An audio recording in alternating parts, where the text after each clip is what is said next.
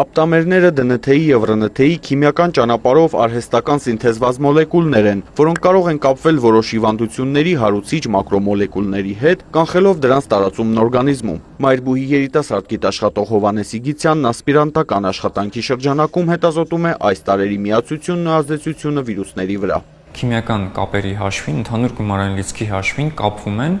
եւ արգելակում են։ Օրինակ կարող են շատ անոմալ սպիտակուցներ, որոնք որ մարդու օրգանիզմում վտանգավոր ազդեցություն կարող են ունենալ, դրանք արգելակելիս, դրանց հետ միանալիս արգելակում են տվյալ սպիտակուցի ուրեմն աշխատանքը։ Դրանով անոմալ սպիտակուցը կամ հարուցչի այս դեպքում արգելակումը թույլ է տալիս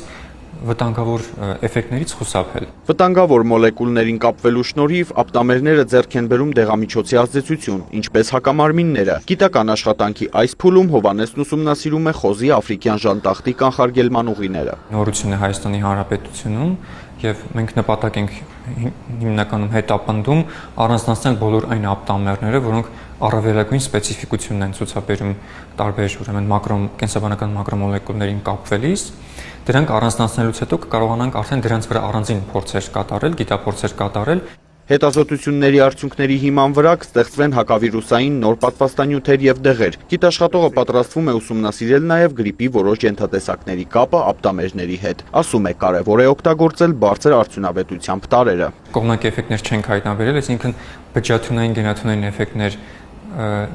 էֆեկտների տենդենսներ կան, բայց դեռևս պետք է հաստատվեն,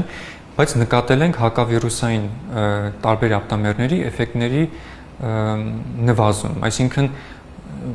բարձր էֆեկտիվություն չունեն որոշ ապտամերներ։ Պետք է ասեմ, որ մենք համագործակցում ենք